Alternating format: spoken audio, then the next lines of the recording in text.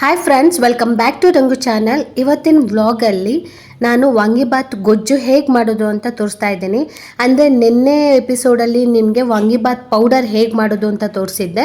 ಇವತ್ತು ಅದೇ ಪೌಡರ್ನ ಯೂಸ್ ಮಾಡಿಕೊಂಡು ವಾಂಗಿಬಾತ್ ಗೊಜ್ಜನ್ನ ಹೇಗೆ ಮಾಡೋದು ಅಂತ ತೋರಿಸ್ತಾ ಇದ್ದೀನಿ. ಒಬ್ಬೊಬ್ಬರು ಒಂದೊಂದು ಥರ ಮಾಡ್ತಾರೆ, ಸೊ ನಾನು ಈ ರೀತಿ ಮಾಡ್ತಾ ಇದ್ದೀನಿ. ಫಸ್ಟು ಬಾಣಲೆಗೆ ಎಣ್ಣೆ ಹಾಕ್ಕೊತಾ ಇದ್ದೀನಿ. ಇಲ್ಲಿ ವಾಂಗಿಬಾತ್ ಗೊಜ್ಜಿಗೆ ಎಣ್ಣೆ ಜಾಸ್ತಿ ಬೇಕಾಗುತ್ತೆ. ಸೊ ಎಣ್ಣೆ ಹಾಕೊಂಡಾದ್ಮೇಲೆ ಸಾಸಿವೆ ಹಾಕ್ಕೊತಾ ಇದ್ದೀನಿ. ಸಾಸಿವೆ ಅದಾದಮೇಲೆ 1 ಸ್ಪೂನ್ ಜೀರಿಗೆ ಹಾಕ್ಕೊತಾ ಇದ್ದೀನಿ. ಜೀರಿಗೆ ಹಾಕ್ಕೊಂಡಾದ್ಮೇಲೆ ಕಡಲೆಬೇಳೆ 1 ಟೇಬಲ್ ಸ್ಪೂನ್ ಹಾಕ್ಕೊತಾ ಇದ್ದೀನಿ. 1 ಟೇಬಲ್ ಸ್ಪೂನ್ ಕಡಲೆಬೇಳೆ ಹಾಕ್ಕೊಂಡು ಅದನ್ನು ನೀಟಾಗಿ ಹುರ್ಕೊಬೇಕಾಗುತ್ತೆ. ಇಲ್ಲಿ ಕಡಲೆಬೇಳೆ ಆಪ್ಷನಲ್ಲು, ನೀವು ಕಡಲೆಬೇಳೆ ಬದಲು ಬಟಾಣಿ ಕೂಡ ಅಂದರೆ ಹಸಿ ಬಟಾಣಿ ಕೂಡ ಹಾಕ್ಕೊಬೋದು. ನಾನು ಕಡಲೆಬೇಳೆನೇ ಹಾಕ್ಕೊತಾ ಇದ್ದೀನಿ. ಅದಾದಮೇಲೆ ಕರಿಬೇವು ಹಾಕ್ಕೊತಾ ಇದ್ದೀನಿ. 3 ಈರುಳ್ಳಿ ಹೆಚ್ಕೊಂಡಿದ್ದೀನಿ. ಈರುಳ್ಳಿನ ಚೆನ್ನಾಗಿ ಫ್ರೈ ಮಾಡ್ಕೊಬೇಕು. ಕೆಲವರು ಇಲ್ಲಿ ಟೊಮೊಟೊ ಯೂಸ್ ಮಾಡ್ತಾರೆ, ಕೆಲವರು ಹುಣಸೆಹಣ್ಣು ಯೂಸ್ ಮಾಡ್ತಾರೆ, ಕೆಲವರು ನಿಂಬೆಹಣ್ಣು ಯೂಸ್ ಮಾಡ್ತಾರೆ. ನಾನಿವತ್ತು ನಿಂಬೆಹಣ್ಣನ್ನ ಯೂಸ್ ಮಾಡಿ ಹೇಗೆ ಮಾಡೋದು ಅಂತಲೇ ತೋರಿಸ್ತಾ ಇರೋದು. ಈಗ ನಾನು ಯಾವುದೇ ರೀತಿ ಟೊಮೊಟೊ ಯೂಸ್ ಮಾಡ್ತಾ ಇಲ್ಲ. ಈರುಳ್ಳಿ ಫ್ರೈ ಆದಮೇಲೆ ಹೆಚ್ಚಿರೋ ಬದನೆಕಾಯಿನ ಹಾಕ್ಕೊಂಡಿದ್ದೀನಿ. ಬದನೆಕಾಯಿ ನೀವು ಯಾವ ರೀತಿ ಬದನೆಕಾಯಿ ಅಂದರೆ ಯಾವ ಬದನೆಕಾಯಿ ಬೇಕಾದ್ರೂ ತೊಗೊಬೋದು. ನಾನು ತೊಗೊಂಡಿರೋದು ಇವತ್ತು ಉದ್ದ ಬದನೆಕಾಯಿ ಅಲ್ಲ, ಗುಂಡು ಬದನೆಕಾಯಿ ತೊಗೊಂಡಿರೋದು. ಆ್ಯಕ್ಚುಲಿ ನಿಮಗೆ ಗೊತ್ತೇ ಆಗಲ್ಲ ಅದು ಗುಂಡು ಬದನೆಕಾಯಿ ಅಂತ. ನಾನು ಗುಂಡು ಬದನೆಕಾಯಿ ತೊಗೊಂಡಿರೋದು, ಬಟ್ ಕಲರ್ ಮಾತ್ರ ಸೇಮ್ ಗ್ರೀನ್ ಕಲರ್ ತೊಗೊಂಡಿದ್ದೀನಿ ಅಷ್ಟೇ. ಇಲ್ಲಿ ಗುಂಡು ಬದನೆಕಾಯಿ ಉದ್ದ ಬದನೆಕಾಯಿ ಅಂತ ಬರಲ್ಲ, ಟೇಸ್ಟ್ ಅಷ್ಟೇ. ನೀವು ಏನು ಪೌಡರ್ ಮಾಡ್ಕೊಂಡಿರ್ತಾರ ಅದ್ರ ಮೇಲೆ ಟೇಸ್ಟ್ ಬರುತ್ತಷ್ಟೇ. ನಾನು ಗುಂಡು ಬದನೆಕಾಯಿ ಅಂದರೆ ಮನೇಲೇ ಬಿಟ್ಟಿರೋ ಗುಂಡು ಬದನೆಕಾಯಿಂದ ಮಾಡ್ತಾ ಇರೋದು. ಸಣ್ಣ ಸಣ್ಣಕ್ಕೆ ಹೆಚ್ಕೊಬೇಕು ಅಷ್ಟೇ. ಈಗ ಅದು ಬದನೆಕಾಯಿ ಪೂರ್ತಿ ಎಣ್ಣೆಯಲ್ಲೇ ಬೇಯಬೇಕು, ಆವಾಗಲೇ ಅದು ಟೇಸ್ಟ್ ಬರೋದು. ಅದು ಈಗ ಒಂದು 50% ಬೆಂದಿದೆ. 50% ಬೆಂದಾದಮೇಲೆ ನಾನು ಅದಕ್ಕೆ ಸಾಲ್ಟ್ ಕೂಡ ಹಾಕ್ಕೊಂಡಿದ್ದೀನಿ. ಉಪ್ಪು ಹಾಕ್ಕೊಂಡ್ರೆ ಇನ್ನೂ ಬೇಗ ಬೆಂದ್ಬಿಡುತ್ತೆ ಅಂತ.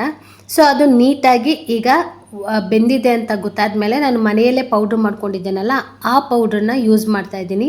ಆ್ಯಕ್ಚುಲಿ ಇದಿಷ್ಟು ಬೇಕು. ನಾನು ಕ್ವಾಂಟಿಟಿ ಜಾಸ್ತಿ ಮಾಡ್ತಾ ಇರೋದ್ರಿಂದ ವಾಂಗಿಬಾತು ಆ ಪೌಡರ್ ಅಷ್ಟು ಬೇಕು. ಒಂದು 12 ಸ್ಪೂನ್ಸ್ ಆಗುತ್ತೆ ಅದು. ಅಷ್ಟನ್ನು ಕೂಡ ಹಾಕ್ತಾಯಿದ್ದೀನಿ. ಅಲ್ಲಿ 12 ಸ್ಪೂನಷ್ಟು ವಾಂಗಿಬಾತ್ ಪೌಡರ್ನ ಹಾಕ್ಕೊತಾ ಇದ್ದೀನಿ. ಹಾಕ್ಬಿಟ್ಟು ನೀಟಾಗಿ ಮಿಕ್ಸ್ ಕೊಟ್ಟು ಕೊತ್ತಂಬರಿ ನಿಂಬೆಹಣ್ಣು ಹಿಂಡಿಬಿಟ್ರೆ ಮೇಲ್ಗಡೆ ಸೊ ವಾಂಗಿಬಾತ್ ರೆಡಿ. ನಾನು ಈ ರೆಸಿಪಿನ ವಿಜಯ ಕರ್ನಾಟಕ ಪೇಪರಲ್ಲಿ ಕೊಟ್ಟಿದ್ರು ಒಂದ್ಸರಿ, ಅದನ್ನು ನೋಡಿ ಟ್ರೈ ಮಾಡಿದ್ದು.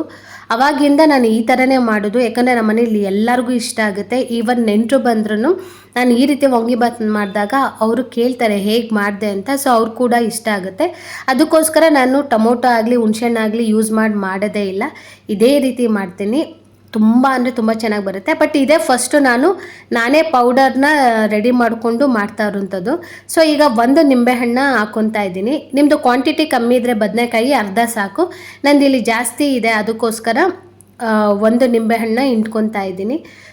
ಒಂದ್ಸರಿ ಟ್ರೈ ಮಾಡಿ ನೋಡಿ, ಈ ರೀತಿ ಪೌಡರ್ನ ಮನೆಯಲ್ಲಿ ಮಾಡಿಕೊಂಡು ಈ ರೀತಿ ವಾಂಗಿಬಾತ್ ಮಾಡಿ ನೋಡಿ ಟೇಸ್ಟ್ ಹೇಗೆ ಬರುತ್ತೆ ಅಂತ. ಸೊ ಡಿಫ್ರೆಂಟಾಗೇ ಇರುತ್ತೆ.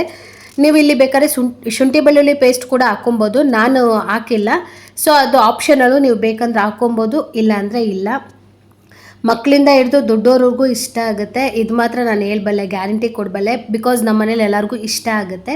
ಸೊ ಈಗ ಆಗಿರೋ ಅನ್ನನ ಗೊಜ್ಜಾಕ್ಬಿಟ್ಟು ನೀಟಾಗಿ ಕಲಿಸ್ಕೊಂಡ್ಬಿಟ್ರೆ ವಾಂಗಿಬಾತ್ ರೆಡಿ ಟು ಈಟ್. ಇದೇ ಫಸ್ಟು ನಾನೇ ಮನೆಯಲ್ಲಿ ವಾಂಗಿಬಾತ್ ಪೌಡರ್ನ ರೆಡಿ ಮಾಡ್ಕೊಂಡು ಮಾಡಿದ್ದು. ಸೀರಿಯಸ್ಲಿ ತುಂಬ ಚೆನ್ನಾಗಿ ಬಂದಿದೆ, ತುಂಬ ಅಂದರೆ ತುಂಬ ಚೆನ್ನಾಗಿ ಬಂದಿದೆ.